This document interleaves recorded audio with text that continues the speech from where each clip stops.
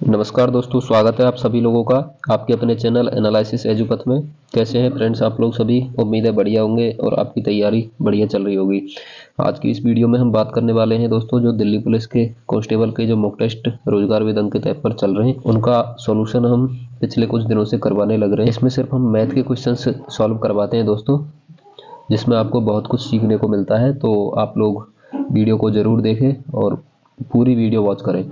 ये दोस्तों mini mock जो 3 अक्टूबर को यानी कि शाम को जो मिनी मॉक हुआ था दोस्तों मैथ रीजनिंग का, उसमें से हम मैथ का सॉल्यूशन इसमें करवाने वाले हैं। और उससे पहले आप लोग अगर हमारे चैनल पर नए हैं तो साथियों चैनल को सब्सक्राइब जरूर कर दें और बेल आइकन भी प्रेस कर लें, ताकि हम हर मॉक टेस्ट या मिनी मॉक की वीडियो लेकर के आते हैं दोस्तों दिल्ली पुलिस और एसएससी जीडी की, तो उसका नोटिफिकेशन आपको मिल सके। इस वीडियो में दोस्तों आपको सीखने को ये मिलेगा कि कम टाइम में हम कैसे क्वेश्चंस को अटेम्प्ट करें। और चलिए दोस्तों आगे बढ़ते हैं, वीडियो में स्टार्ट करते हैं मॉक टेस्ट को। आज के मॉक टेस्ट का जो क्वेश्चन नंबर 1 है फ्रेंड्स, एकदम इजी क्वेश्चन है जो कि रेशियो एंड प्रोपोर्शन से है। तो देखिए क्वेश्चन क्या कर रहा है दोस्तों कि दो धनात्मक संख्याओं का गुणनफल 1344 है और उनका अनुपात इतना है। कोई दो संख्या है ए और बी, आप लोग ध्यान से देखिए, एकदम इजी क्वेश्चन है। उनका अनुपात दिया हुआ है 7:12। अब दोस्तों जब कोई अनुपात दिया हुआ है तो इसको हम पूरी संख्या को 7x और 12x मान सकते हैं। अब इसने क्या कहा है कि इनका गुणनफल, तो अब दोस्तों इन संख्याओं का आपस में गुणा करेंगे तो क्या आ रहा है, 7x और 12x का गुणा करने पर आ रहा है दोस्तों 84, 12 सत्ते 84 और x स्क्वायर। इसके बराबर में क्वेश्चन में कौन सी संख्या बताइए दोस्तों, 1344। अब जब यहाँ से एक्स स्क्वायर की वैल्यू लेंगे तो ये 84 से डिवाइड हो जाएगा दोस्तों, 1344/84।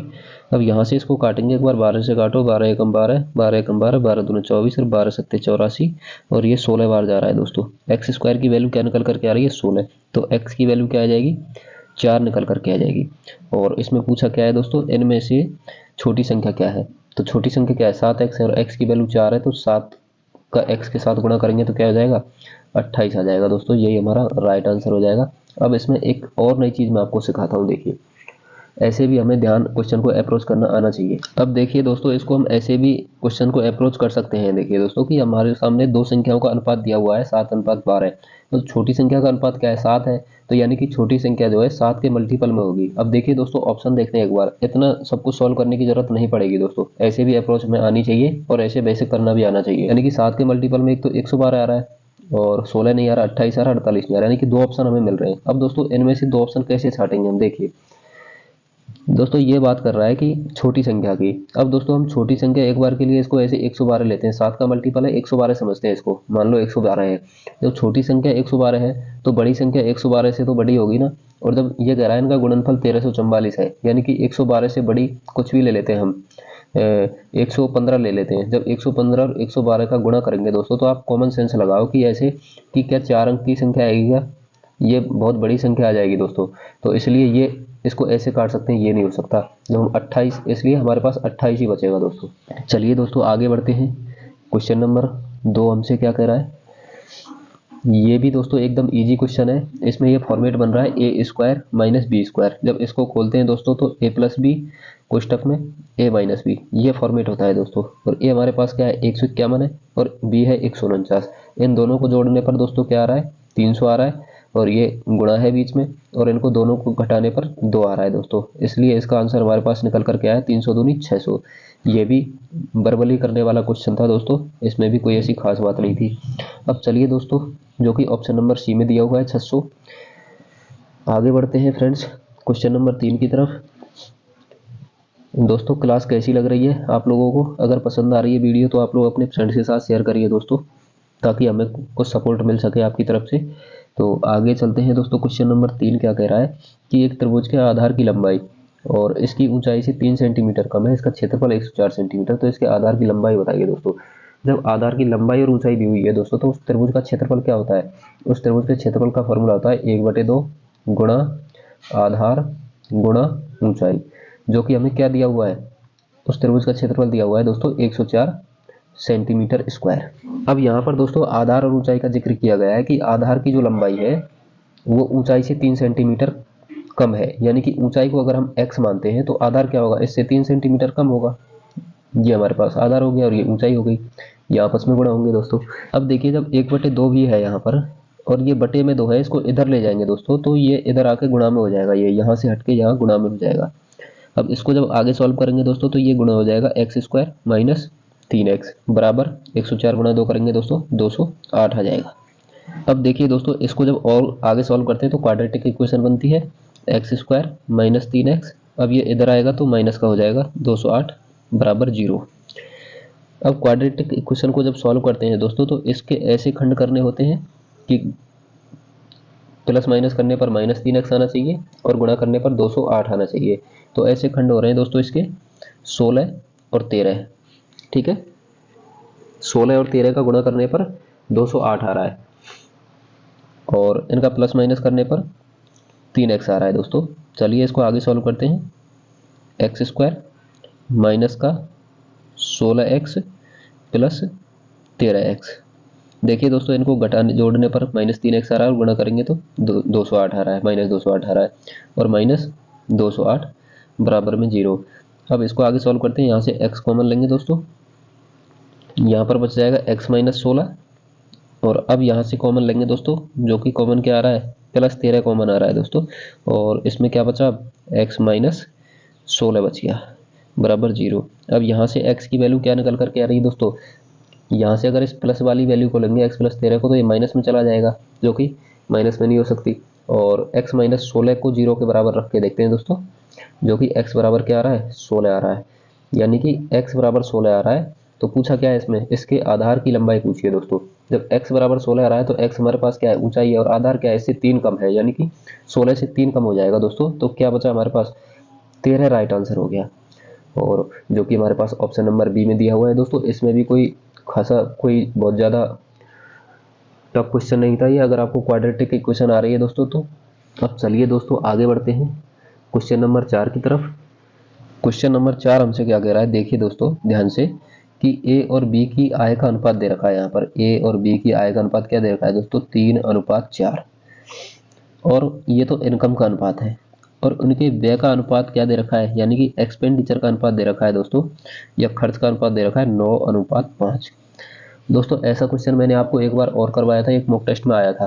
तो ये क्वेश्चन मॉक टेस्ट में भी रिवाइज होते हैं दोस्तों, ये एग्जाम में भी बार बार रिवाइज होते हैं, ऐसे क्वेश्चन है। तो चलिए देखते हैं इसको आगे क्या कह रहा है कि ए की आय बी के व्यय की 3 गुनी है। ए की आय कहाँ पर है, इसका अनुपात ये रहा, और बी के व्यय, बी का व्यय ये रहा, इसकी 3 गुनी है दोस्तों। तो पहली बात तो इसको हमें बराबर करना होगा पहले, तो फिर 3 गुना होगा। जब बराबर करेंगे दोस्तों तो 5 का गुणा इधर इसमें हो जाएगा और 3 का गुणा इसमें हो जाएगा। चलिए दोस्तों करते हैं। तो हम 5 का गुणा इसमें करेंगे तो दोस्तों अनुपात हमारे से बिगड़ जाएगा, तो अनुपात को बनाए रखने के लिए दोनों में गुणा करना होगा 5-5 का, तो नया रेशियो निकलेगा हमारा। चलिए 5 का गुणा इधर करते हैं, 5 3 15 अनुपात 5 चौका 20। अब यहाँ पर क्या करना होगा, यहाँ पर गुणा 3 करना होगा दोस्तों। जब 3 की गुणा करते हैं तो ये निकल करके आ रहा है 27:15। अब हमारे पास ये देखो बराबर हो गया, क्या बराबर हो गया, ए की इनकम और बी का खर्च। लेकिन ये क्या कह रहा है कि बी के खर्च का तिगुना है, ए की आय बी के व्यय की तिगुनी है। तो अब तो हुआ बराबर, तिगुनी करने के लिए गुणा 3 करना और पड़ेगा दोस्तों। तो गुणा 3 और करेंगे एक बार, तो ये इस पूरी इक्वेशन से करना होगा गुणा 3। तो इधर लिख लेते हैं एक बार नया अनुपात। इनकम का अनुपात क्या आ रहा है 15 × 45 अनुपात 20 × 60, और ये ऐसे ही रहेगा दोस्तों 27:15। ये आया हमारे पास निकल करके, अब एग्जैक्ट जिस हिसाब से क्वेश्चन कह रहा है। अब दोस्तों इसमें पूछा है कि ए और बी की बचत का अनुपात क्या होगा। अब ये इसकी इनकम का अनुपात है, ये इसके खर्च का अनुपात है, तो बचत निकालने के लिए क्या करेंगे, इनकम में से बचत घटा देंगे। तो चलिए इसमें से माइनस करते हैं दोस्तों। यहाँ पर बच रहा है 45 अनुपात, यहाँ पर क्या बच रहा है, यहाँ पर बच रहा है 18। अब इसको दोस्तों जब आगे सॉल्व करेंगे तो 9 से कर लो एक बार, 9 दूनी 18 और 9 पंजे 45, यानी कि 2:5 निकल करके आ रहा है, जो कि हमारा राइट आंसर हो जाएगा दोस्तों। देखते हैं ऑप्शन नंबर सी में दिया हुआ है। चलिए फ्रेंड्स आगे बढ़ते हैं क्वेश्चन नंबर 5 की तरफ। देखिए दोस्तों क्वेश्चन नंबर 5 क्या कह रहा है हमसे, ये थोड़ा सा बेसिक से क्वेश्चन करना होगा, टाइम एंड वर्क से क्वेश्चन है। तो देखिए दोस्तों क्या कह रहा है कि ए और बी, कोई दो व्यक्ति हैं ए और बी, वे बारी बारी एक एक दिन काम करते हैं दोस्तों, यानी कि एक दिन बी ने ए ने कर लिया, दूसरे दिन बी करेगा। और इसमें एक बात कही गई है कि जिसमें बी पहले दिन काम शुरू करता है, तो स्टार्ट कौन कर रहा है काम स्टार्ट कर रहा है दोस्तों बी। इस बात का आपको ध्यान रखना है खासकर, ठीक है। और ए अकेला 48 दिनों में काम पूरा कर सकता है, ठीक है। अगर वह काम 11 सही 1/3 दिनों में पूरा हो जाता है तो बी अकेले उसी काम के 4 गुने को कितने दिनों में पूरा कर सकता है। दोस्तों ध्यान से देखिएगा, अब इसमें हम कुछ भी एलसीएम का कुछ भी नहीं लगाना होगा दोस्तों, इसको बेसिक से जाना होगा, एक बार बड़े आराम से हो जाएगा ये, जैसे हम 9th 10th में क्लासों में करते आए हैं उस बेसिक से जाना होगा। चलिए दोस्तों देखते हैं, ये कह रहा है कि एक निश्चित काम पूरा करने के लिए, इस लाइन को देखिए, अगर वह काम 11 सही 1/3 दिनों में पूरा करता है दोस्तों, यानी कि एक दिन बी, पहले दिन बी स्टार्ट करेगा, पहले दिन बी करेगा और दूसरे दिन ए करेगा, तो उस हिसाब से दोस्तों अगर ये 5-5 दिन दोनों काम कर लेंगे तो 10 दिन काम हो जाएगा। 5-5 दिन अगर ये दोनों काम कर लेते हैं, यानी कि 5 दिन ए कर लेता है और 5 दिन बी, तो 10 दिन काम हो जाएगा। अब बचा कितना, 11 सही 1/3 में से एक सही 1/3 काम बचा दोस्तों। अब जब 5-5 दिन पहले बी ने कर लिया, फिर ए ने कर लिया, फिर बारी किसकी आएगी दोस्तों, लास्ट में एक बी की बारी आएगी, तो फिर एक दिन इसमें से बी काम करेगा, यानी कि बी ने काम कर लिया 6 दिन और बचा हुआ 1/3 दिन है इसको ए करेगा, यानी कि ए ने काम कर लिया 5 सही 1/3 दिन। तो ए ने कितने दिन काम किया दोस्तों, 5 सही 1/3 दिन। यहाँ से क्वेश्चन सॉल्व होगा, ये यहाँ से तोड़ना होगा इसको। और बी ने कितने दिन काम किया, 6 दिन। अब दोस्तों इसको गौर से यहाँ से देखिए कि एक काम खत्म कर रहा है 48 दिन में, अगर काम अकेला करे ए तो 48 दिन में खत्म कर रहा है। अब जब भी हमें एक दिन का काम निकालना होता है दोस्तों तो उसका जस्ट रिवर्स होता है, हमने ऐसे क्लासों में पढ़ा था पहले। तो ए का एक दिन का जब हम काम निकालेंगे तो क्या आएगा, 1/48 आएगा। ध्यान से देखो इसको, ठीक है, यानी कि एक दिन का काम कितना आ रहा है, ए का 1/48 आ रहा है, और काम कितने दिन कर रहा है, 5 सही 1/3 दिन कर रहा है। इसको जब सिंपल में बनाएंगे तो ये 16/3 बन जाएगा। तो दोस्तों टोटल काम ए का कितना हो गया, यहाँ पर ऐसे देखो 1/48 एक दिन का काम है, कितने दिन काम कर रहा है, 16/3 दिन काम कर रहा है, यहाँ आपस में गुणा हो जाएगा, तो ये टोटल काम निकल जाएगा दोस्तों ए का, जो कि कितना निकल करके आ रहा है, 1/9। अब जब ए का टोटल काम 1/9 है तो बचा हुआ काम कितना हुआ दोस्तों, बचा कितना है इसमें से, यानी कि एक में से 1/9 घटाएंगे तो कितना बच रहा है, 8/9 बच रहा है, जो कि क्या है, बी का टोटल काम है। अब जब बी का टोटल काम है और बी ने कितने दिन काम किया है दोस्तों, 6 दिन काम किया है, बी का एक दिन का काम निकालने के लिए हमें क्या करना होगा, 6 से डिवाइड करना होगा टोटल काम में। तो 6 से जब डिवाइड करेंगे दोस्तों तो एक दिन का काम निकल करके आएगा, यानी कि 6 से जब इसमें डिवाइड करेंगे तो आ रहा है 8/54। दोस्तों बी का एक दिन का काम कितना है, 8/54, और बी का जब हम टोटल काम निकालेंगे तो क्या निकल करके आएगा, इसका जस्ट उल्टा हो जाएगा, तो ये कितना हो जाएगा, 54/8। इस पर थोड़ा सा ध्यान देना है, मैंने इसमें लिखाई कम की है कि कौन सी चीज़ क्या है, एक्सप्लेन ऐसे नहीं किया मैंने, बट मैं आपको सारी चीज़ें बताता चल रहा हूँ दोस्तों कि जो टोटल काम है बी का वो कितना हो गया, 54/8 हो गया दोस्तों। 54/8 टोटल काम हो गया, जबकि ये क्या कह रहा है, बी क्या कह रहा है कि बी अकेले उसी काम के 4 गुने को, यानी कि टोटल काम के 4 गुने को, यानी कि इसको 4 गुना और कर दो। टोटल काम भी कितने दिन में समाप्त कर रहा है दोस्तों, 54/8 में, और इसके 4 गुने को कितने दिन में करेगा, 4 से गुणा कर दो, तो 4 से 2 बार और 54/2 आ गया दोस्तों, जो कि 27 निकल करके आएगा हमारे सामने रो, जो कि राइट आंसर हो जाएगा। 27 दिन में क्या किया दोस्तों, बी ने पूरा काम, यानी कि उस काम का 4 गुना काम खत्म किया 27 दिन में, जो कि हमारे सामने क्या है, ऑप्शन नंबर डी में दिया हुआ है। चलिए दोस्तों आगे बढ़ते हैं। ये हो सकता है आपको कॉम्प्लिकेटेड लगा हो क्वेश्चन, और सही सी बात है दोस्तों, क्वेश्चन में काफ़ी उतार चढ़ाव भी था इसमें, लेकिन आप लोग इसको समझ के करना तो हो जाएगा। और ऐसे क्वेश्चन दोस्तों अगर नहीं हो और इसमें बहुत ज़्यादा टाइम एक्सपेंड हो रहा है तो इसको स्किप करने में ही फायदा है ऐसे क्वेश्चन को दोस्तों।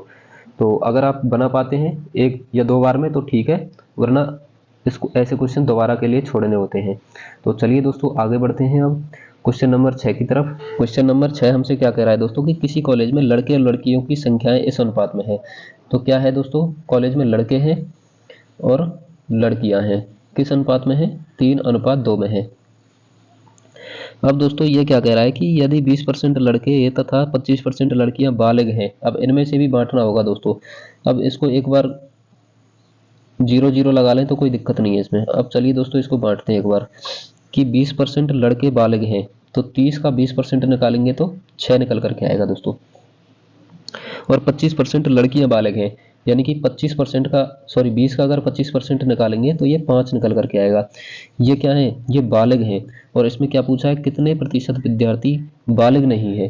तो जब 6 बालिग हैं तो यहाँ पर 24 नाबालिग होंगे, और यहाँ पर 5 बालिग हैं तो 15 नाबालिग होंगे। तो टोटल नाबालिग यानी कि बालिग नहीं है वो, उनकी संख्या कितनी हो गई, उनकी संख्या हो गई टोटल दोस्तों 39। और टोटल कितने में से, 30 और 20 50 में से। तो इनकी प्रतिशत वैल्यू पूछी है दोस्तों, जो कि कितनी हो जाएगी, गुणा 100 करना होगा, 50 दूनी 100, 39 दूनी 78% राइट आंसर हो जाएगा दोस्तों हमारे। ये एकदम इजी क्वेश्चन था, इसमें कोई दिक्कत वाली बात नहीं है, और जो कि 78 दिया हुआ है ऑप्शन नंबर सी में। अब चलिए दोस्तों आगे बढ़ते हैं क्वेश्चन नंबर 7 की तरफ।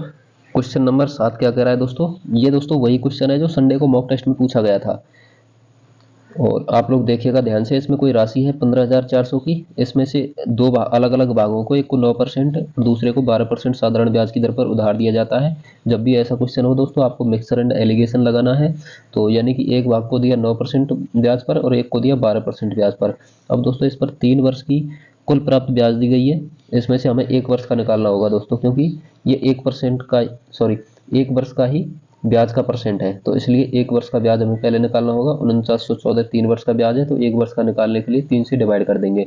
3 से डिवाइड करेंगे दोस्तों तो 1638 आएगा, और मैंने आपको पिछली वीडियो में इस क्वेश्चन को अच्छे से सॉल्व करवाया था। और 1638 क्या आ रहा है, 1 वर्ष का ब्याज आ रहा है दोस्तों, और हमें क्या चाहिए, परसेंट में चाहिए। तो ये कितने पर आ रहा है, 15,400 पर आ रहा है। तो 15,400 पर आ रहा है, परसेंट में बदलने के लिए गुणा 100 करेंगे, 2 जीरो से 2 जीरो, और जब इसको दोस्तों आगे काटेंगे तो ये हमारे पास निकल करके आता है दोस्तों 117/11%। अब इस पर एलिगेशन लगेगा दोस्तों, ये क्रॉस ऐसे घटते हैं। अब जब इसमें से इसको घटाएंगे तो ये यहाँ पर निकल कर क्या आ रहा था, जो कि मैंने पिछली वीडियो में आपको बताया था, 15/11%। और जब इसको इसमें से घटाएंगे तो ये निकल कर क्या आ रहा है दोस्तों, 18/11%। और जब इसका अनुपात जब हम निकालेंगे तो 11 से 11 कट जाएगा, और 3 से काट लो एक बार, 3 पंजे 15 अनुपात 3 छिंके 18, यानी कि 5:6 हमारे पास राइट आंसर निकल करके आ रहा है दोस्तों। इसको मैंने ज़्यादा एक्सप्लेन इसलिए नहीं किया क्योंकि मैं पिछली वीडियो में करवा चुका हूँ, और वैसे इसका यही तरीका एकदम सही होता है सॉल्व करने का। तो हमारे पास ऑप्शन नंबर बी राइट हो जाएगा। चलिए दोस्तों आगे बढ़ते हैं क्वेश्चन नंबर 8 की तरफ। उम्मीद है दोस्तों ये क्वेश्चंस आपकी समझ में आ रहे होंगे, और आप लोग कमेंट करके ज़रूर बताएं कि आपको समझ में आ रहे हैं तो, और कुछ अगर कुछ और आपको प्रॉब्लम है तो वो भी कमेंट करके बताएं दोस्तों, ताकि हम वीडियोज़ में और सुधार कर सकें। अब चलिए दोस्तों क्वेश्चन नंबर 8 को सॉल्व करते हैं एक बार। क्वेश्चन नंबर 8 क्या कह रहा है कि एक समूह में विद्यार्थियों का औसत बजट इतना है दोस्तों। कोई समूह के विद्यार्थी हैं जिनकी संख्या नहीं दी हुई है, तो हम x मान लेंगे उनको एक बार के लिए। उनका औसत कितना है, 75.4, तो उनका टोटल कितना हो जाएगा दोस्तों, 75.4x, यानी कि उनके औसत से गुणा हो जाएगा उन समूह का। अब दोस्तों यह क्या कह रहा है कि बाद में 4 व्यक्ति और जुड़े जो कि निम्न मतलब वजन के थे दोस्तों। 4 इनको जब ऐड करेंगे दोस्तों तो इन चारों का वजन, यानी कि इन x का टोटल इतना हो गया, और 4 और जुड़े तो इनका कितना टोटल हो गया, इनका टोटल हो रहा है दोस्तों, जोड़ते हैं एक बार, 72.9, 73.8, 89.5 और 87.4। इनको जब जोड़ेंगे दोस्तों तो 9, 18, 27, 26 पॉइंट, यानी कि ये आ रहा है दोस्तों 313.6 निकल करके आ रहा है। अब ये किनका टोटल हो गया दोस्तों, 4 और जुड़ गए तो, यानी कि अब कितने विद्यार्थी हो गए, अब इनमें टोटल विद्यार्थी हो गए दोस्तों, पहले x थे, अब 4 और आ गए इसमें दोस्तों। तो अब इन विद्यार्थियों का भाग लगेगा इसमें, समूह में x + 4 विद्यार्थी हो गए। तो दोस्तों ये क्या कह रहा है कि अब दोस्तों इनका औसत क्या है, 0.24 बढ़ गया, यानी कि अब क्या हो गया दोस्तों, बराबर पहले कितना औसत था, 75.4 था, अब कितना बढ़ गया, प्लस में 0.24 बढ़ गया। ये इक्वेशन बनी दोस्तों हमारे सामने, अगर क्वेश्चन को हम ध्यान से पढ़ेंगे तो। अब दोस्तों इसको आगे सॉल्व करते हैं, चलिए आगे सॉल्व करते हैं। तो ये आ रहा है 75.4x प्लस 313.6 बराबर, अब ये सॉल्व करने पर आ रहा है दोस्तों 75.64, तो इसका गुणा इधर होगा 75.64x प्लस, जब 4 से इसका गुणा करेंगे दोस्तों तो 4 चौको 16, 4 24 और 1 25, 4 पंजे 20 तो 22, 4 7 28 तो 30, यानी कि इसका आ रहा है दोस्तों 302.56 निकल करके आ रहा है दोस्तों। अब जब इसका जो दोस्तों पक्षांतरण करेंगे तो ये 75.64x है, ये इधर आएगा दोस्तों तो ये माइनस हो जाएगा, और 302.56 इधर आएगा तो ये माइनस हो जाएगा, यानी कि 313.6 में से 302.56 घटेगा दोस्तों, तो ये आ रहा है निकल करके 11.04 बराबर में, इधर 75.64x में से ये घटेगा तो ये आ रहा है 0.24x। अब दोस्तों यहाँ से x की वैल्यू निकल करके आ जाएगी, पॉइंट से ये पॉइंट कट जाएगा, और जो 24 से इसको काटेंगे दोस्तों तो ये कट रहा है, यानी कि ये कट रहा है 46 बार दोस्तों। तो x की वैल्यू यहाँ से क्या निकल करके आई, 46 निकल करके आई, जो कि हमारा राइट आंसर हो जाएगा दोस्तों। और इसमें यही पूछा है कि प्रारंभ में समूह में विद्यार्थियों की संख्या कितनी है। तो हमने क्या मानी थी, x मानी थी प्रारंभ में विद्यार्थियों में समूह की संख्या, जो कि ऑप्शन नंबर ए में दिया हुआ है दोस्तों। ये हमारा राइट आंसर हो जाएगा। ये भी क्वेश्चन कैलकुलेटेड था काफ़ी दोस्तों, लेकिन इसको अगर आप ध्यान से सोचेंगे और एक एक पॉइंट को अच्छे से सॉल्व करेंगे तो आराम से क्लियर हो जाएगा। अब चलिए दोस्तों आगे बढ़ते हैं क्वेश्चन नंबर 9 की तरफ। अब चलिए दोस्तों आगे देखते हैं क्वेश्चन नंबर 9 को, जो क्या कह रहा है कि नमिता अपनी दुकान में सभी चीज़ों पर 20% की छूट देती है और फिर भी 12% का लाभ कमाती है, तो 280 रुपये के अंकित मूल्य वाली वस्तु का क्रय मूल्य बताइए। दोस्तों जब भी ऐसा क्वेश्चन हो आपके सामने और उसमें अंकित मूल्य और क्रय मूल्य दो चीज़ों पर क्वेश्चन टिका हुआ है, तो दोस्तों यहाँ पर क्रय मूल्य और अंकित मूल्य का जो रेशियो यहाँ से निकल करके आता है, सीपी और एमपी का रेशियो, वो आता है दोस्तों, सीपी का होता है 100 माइनस डिस्काउंट परसेंट, और ये होता है दोस्तों एमपी का होता है 100 प्लस प्रॉफिट परसेंट। अब चलिए दोस्तों इनका रेशियो लेते हैं एक बार। 100 में से डिस्काउंट कितने का दे रहा है दोस्तों, वो 20% का दे रहा है, तो ये निकल करके आ जाएगा यहाँ से 80, और अनुपात लाभ कितने का हो रहा है, 12% का हो रहा है, तो ये निकल करके आ जाएगा 100 प्लस प्रॉफिट परसेंट यानी कि 112। ये हमारे पास सीपी और एमपी का रेशियो आ गया दोस्तों। अब इसको आगे देखते हैं, यानी कि 280 रुपये के अंकित मूल्य कितना दिया हुआ है दोस्तों, 280 रुपये दिया हुआ है, और यहाँ से पूछा क्या है, क्रय मूल्य पूछा है। तो जब दोनों का अनुपात हमारे सामने है तो हम आराम से निकाल सकते हैं। एक बार इसको काट लेते हैं, 16 से 7 बार और 16 से 5 बार। दोस्तों जब 7 की वैल्यू 280 आ रही है, यानी कि कितनी बार मल्टीपल हो रहा है, 40 बार, तो ये भी 40 बार मल्टीप्लाई हो जाएगा दोस्तों, और इसकी वैल्यू निकल करके आ जाएगी 200 रुपये, जो कि हमारा राइट आंसर हो जाएगा दोस्तों। और जब भी आपको ऐसी फॉर्मेट में क्वेश्चन दिया हुआ हो दोस्तों, तो आपको ये एक अनुपात याद रखना है सीपी और एमपी का। तो 200 दोस्तों ऑप्शन नंबर डी में दिया हुआ है। अब चलिए दोस्तों आगे बढ़ते हैं, क्वेश्चन नंबर 10 क्या कह रहा है हमसे। क्वेश्चन नंबर 10 है फ्रेंड्स की दो संख्याओं के महत्तम समवर्ती और लघुत्तम समवर्ती का गुणनफल क्या है, 216 है, और उनमें से एक संख्या दी हुई है दोस्तों, तो दूसरी संख्या हम आराम से निकाल सकते हैं, क्योंकि आपने ये फॉर्मूला पढ़ा होगा कि एलसीएम गुणा एचसीएफ बराबर पहली संख्या गुणा दूसरी संख्या। आपने ये फॉर्मूला पढ़ा होगा दोस्तों। जब एलसीएम और एचसीएफ का गुणनफल दे रखा है कितना, 216, और पहली संख्या हमारे सामने दी हुई है दोस्तों 12, और दूसरी संख्या दी नहीं हुई है, तो हम निकाल सकते हैं दूसरी संख्या 12 से। जब इसको काटेंगे तो 12 एकम 12 बचे 9, 12 अट्ठे 96, यानी कि दूसरी संख्या आ रही है 18 और पहली हमें दी हुई है 12। तो अब इसमें क्या पूछा है दोस्तों कि इन दोनों संख्याओं का अनुपात बताना है, यानी कि 12 अनुपात 18। जब हम 6 से इसको कैंसिल आउट करेंगे दोस्तों, तो 6 दूनी 12 अनुपात 6 3 18, यानी कि जो हमारे पास अनुपात निकल करके आया इन संख्याओं का 2:3, और यही हमारा राइट आंसर हो जाएगा दोस्तों, जो कि ऑप्शन नंबर डी में दिया हुआ है। अब चलिए दोस्तों आगे बढ़ते हैं क्वेश्चन नंबर 11 की तरफ। क्वेश्चन नंबर 11 हमसे क्या कह रहा है, क्वेश्चन नंबर 11 को दोस्तों आप लोग ऐसे सोचिए एक बार। क्वेश्चन नंबर 11 यानी कि कोई दूरी है, दूरी को डी मान लेते हैं दोस्तों। ये इधर से गया और उधर से वापस आया, यानी कि 2 बार ये डी की दूरी इसने ट्रेवल करी, यानी कि 2d वो डिस्टेंस में चला। तो जो उस यात्रा की औसत चाल पूछी है दोस्तों, तो औसत चाल निकालने का सूत्र होता है कि कुल दूरी बटे कुल समय। तो कुल दूरी हमारे पास क्या हो गई, 2d हो गई, और कुल समय का फॉर्मूला होता है दोस्तों दूरी बटे चाल। तो कुल समय जब निकालेंगे तो इस चाल से निकालेंगे एक बार समय, यानी कि d इधर से वो गया तब अलग समय लगा और उधर से अलग समय लगा, यानी कि इधर से गया तो क्या लगा, दूरी बटे समय, समय लगा दूरी बटे चाल। तो d बटे 1/x, और जब बटे के नीचे बटे है तो दोस्तों ये ऊपर चला जाएगा, यानी कि x ऊपर चला जाएगा यहाँ से, प्लस ऐसे ही इसमें निकलेगा, यानी कि दूसरी d बटे 1/x², तो x² ऊपर चला जाएगा दोस्तों। ये निकल करके आया हमारे सामने, और इस d को हम दोनों में से कॉमन लेंगे तो ये दोस्तों d कट जाएगा इससे, तो ये बचा क्या दोस्तों, ये यहाँ पर निकल करके आ रहा है कि 2/x प्लस x² निकला दोस्तों। अब देखते हैं कौन से ऑप्शन में दिया हुआ है, ऑप्शन नंबर ए में दिया हुआ है, जो कि यही हमारा राइट आंसर हो जाएगा दोस्तों। अब चलिए आगे बढ़ते हैं क्वेश्चन नंबर 12 की तरफ। क्वेश्चन नंबर 12 हमसे क्या कह रहा है फ्रेंड्स, इसको समझना एक बार थोड़ा सा ध्यान से। क्वेश्चन नंबर 12 में दिया हुआ है दोस्तों कि यदि ब्याज की गणना 5 मासिक चक्रवृद्धि ब्याज पर होती है। अब दोस्तों एक बार मैं इस कंसेप्ट को आपको क्लियर कर ही देता हूं कि जब भी आपको अर्धवार्षिक दी हुई हो तो मैं कहता हूं कि दर का आधा और समय का दोगुना होता है, और त्रैमासिक दी हुई हो तो दर में 4 का भाग लगाते हैं और समय में 4 का गुणा करते हैं। तो देखिए दोस्तों, जब भी कोई भी मासिक इसमें दी हुई है 5 मासिक, तो इसके लिए क्या करेंगे, इसके लिए करेंगे दोस्तों, एक साल में कितने महीने होते हैं, 12 महीने होते हैं, और 5 मासिक दी हुई है तो 5 से भाग लगा लेंगे, यानी कि इससे गुणा भाग करना होगा दोस्तों। तो हमारे पास इसमें एक तो मूलधन दिया हुआ है, मूलधन क्या है 8192 रुपये। और अब दोस्तों देखते हैं इसको दर को, तो जो रेट है दर परसेंट दी हुई है दोस्तों 15%, लेकिन हमें क्या करना होगा, दर को 12/5 से भाग देना होगा। तो 15% में जब 12/5 से भाग देंगे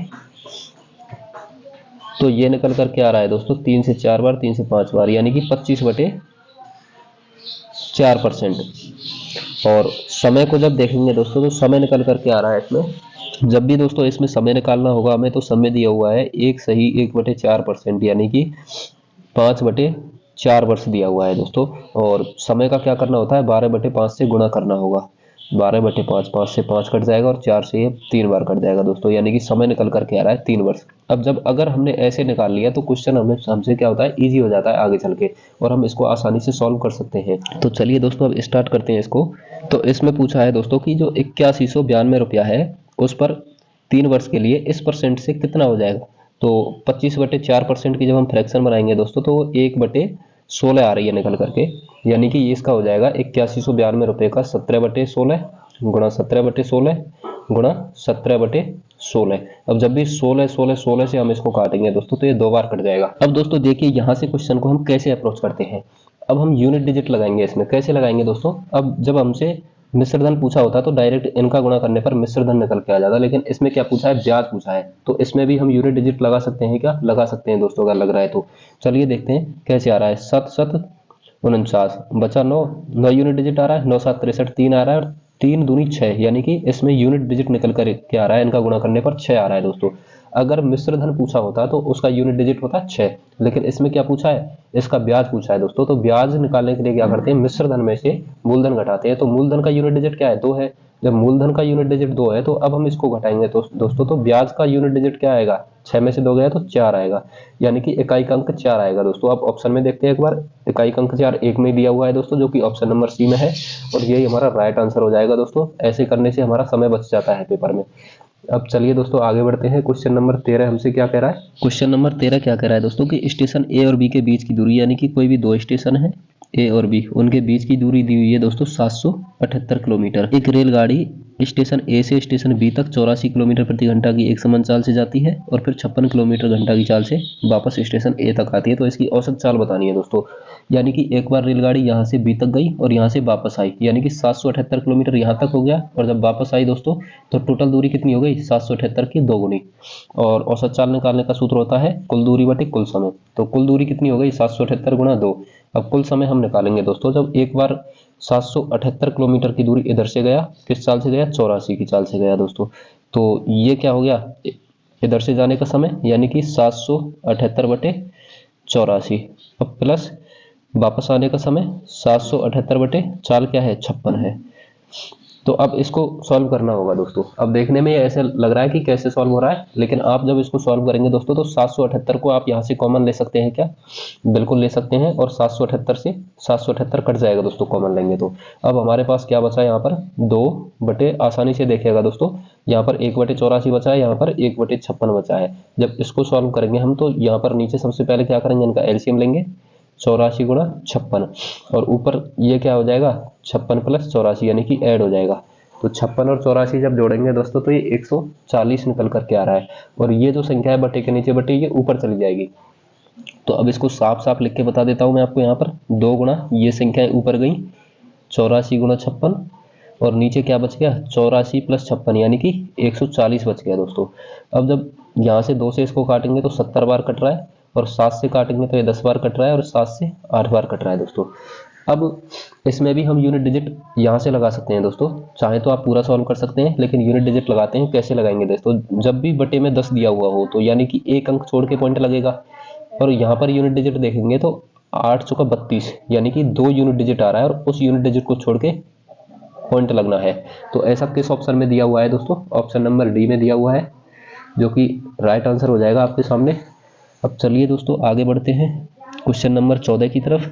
दोस्तों मैं आपको ये तरीके बता रहा हूँ कैसे लग रहे हैं, अगर पसंद आ रहे हैं दोस्तों तो वीडियो को आप लोग लाइक करिए और अपने दोस्तों के साथ शेयर करिए दोस्तों।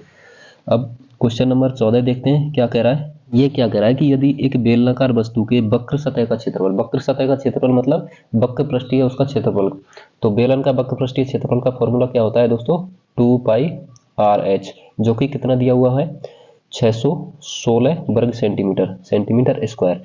और इसमें दोस्तों हाइट क्या दी हुई है, 14 सेंटीमीटर। जब हाइट 14 सेंटीमीटर दी हुई है तो इसकी त्रिज्या हम आसानी से निकाल सकते हैं, जो कि त्रिज्या ही उसने पूछा है हमसे। तो त्रिज्या जब हम निकालेंगे दोस्तों तो 616, अब ये सारी संख्या इधर बटे में आ जाएंगी, तो बटे में आएंगी तो हाइट कितनी दी हुई है दोस्तों, 14 सेंटीमीटर दी हुई है। और 2 पाई का मतलब क्या होता है, 44/7, और बटे के नीचे बटे होता है तो ऊपर चला जाएगा। अब दोस्तों ये 7 से 2 बार कट जाएगा, और इसको जब हम 11 से काटेंगे तो ये 56 बार कट रहा है, और ये 11 से 4 बार कट रहा है, और 4 दूनी 8, 8 7 56, यानी कि टोटल इसका आंसर निकल करके आ रहा है दोस्तों 7 सेंटीमीटर, जो कि यही हमारा राइट आंसर हो जाएगा दोस्तों। बिल्कुल ही एकदम इजी क्वेश्चन था, अगर आपको थोड़े भी फॉर्मूले आ रहे हैं तो। चलिए दोस्तों अब आगे बढ़ते हैं क्वेश्चन नंबर 15 की तरफ, जो कि आज के इस मॉक टेस्ट का लास्ट क्वेश्चन होगा दोस्तों। ये भी काफ़ी इजी क्वेश्चन है। देखिए दोस्तों क्वेश्चन नंबर 15 को पढ़ते हैं एक बार, कि यानी कि यदि 97 रुपये प्रति केजी और 105 रुपये प्रति केजी के मूल्य वाली 2 प्रकार की दाल है जिनको इस अनुपात में मिलाया जाता है, तो परिणामी मिश्रण का मूल्य क्या होगा। दोस्तों मिक्सर एंड एलिगेशन में मैंने पहले भी क्वेश्चन आपको कराए इसके, यानी कि पहला मूल्य क्या है, 97 है, और दूसरा है 105 रुपये प्रति केजी, और इनका अनुपात दिया हुआ है दोस्तों 5:3 दिया हुआ है। तो मैंने आपको एक बात बताई दोस्तों कि ऐसे क्रॉस घटते हैं तब जाके इनका अनुपात निकलता है, या तो आप यहाँ पर ऑप्शन रख के देख लीजिए, और जो कि ऑप्शन नंबर 100 सेटिस्फाई कर रहा है दोस्तों, ऑप्शन नंबर सी जिसमें 100 दिया हुआ है। और अगर ऐसे नहीं करते हैं दोस्तों तो इसमें करना यह होता है कि पहले इनका गुणा करो और आपस में जोड़ो, और इनका जोड़ से भाग दे दो, यानी कि 5 और 3 8 से भाग लग जाएगा दोस्तों। तो 97 गुणा 5 कर लो, 5 7 35, 45 और 3 48, फिर इधर 105 गुणा 3 कर लो, जो कि 315 हो जाएगा, और इन सबको जोड़ लो, 5 और 5 10 की 0, हासिल 1, और 1 10 की 0, हासिल 1, 4 और 4 8, 800 आ रहा है दोस्तों। और अब इसमें इनके अनुपात के योग से भाग लग जाएगा दोस्तों, 5 और 3 8 से भाग दे दो, जो कि 100 निकल करके आ रहा है, और ये हमारा राइट आंसर हो जाएगा फ्रेंड्स, जो कि ऑप्शन नंबर सी में दिया हुआ है। तो ये आज के मिनी मॉक के क्वेश्चन थे दोस्तों, जो कि मैंने आपके सामने इनको एक अच्छे तरीके से सॉल्व कराने की कोशिश की, और उम्मीद है कि आपको वीडियो पसंद आई होगी और आपके क्वेश्चंस भी आपकी समझ में आए होंगे। फिर भी अगर आपको किसी भी क्वेश्चन में डाउट रहता है दोस्तों, तो आप लोग कमेंट करके बताइए, या फिर हमारा जो टेलीग्राम ग्रुप का लिंक है दोस्तों, जिसका लिंक डिस्क्रिप्शन बॉक्स में दिया हुआ है, तो आप वहां जा करके उस लिंक से जा करके आप हमारा टेलीग्राम ग्रुप ज्वाइन कर सकते हैं, और उसमें क्वेश्चन को आप लोग भेज सकते हैं। वहां पर सेलेक्टेड कैंडिडेट्स जुड़े हुए हैं दोस्तों, एसएससी जीडी के और दिल्ली पुलिस की जो अच्छी प्रिपरेशन में अभी लगे हुए हैं, वो कैंडिडेट्स भी वहां पर जुड़े हुए हैं, तो आप लोग उनके साथ वहां पर डिस्कस कर सकते हैं। आप लोग दोस्तों चैनल को सब्सक्राइब भी कर लेना। तो चलिए दोस्तों मिलते हैं अब और इसी प्रकार की अगली वीडियो में दोस्तों, तब तक के लिए जय हिंद, नमस्कार, थैंक यू।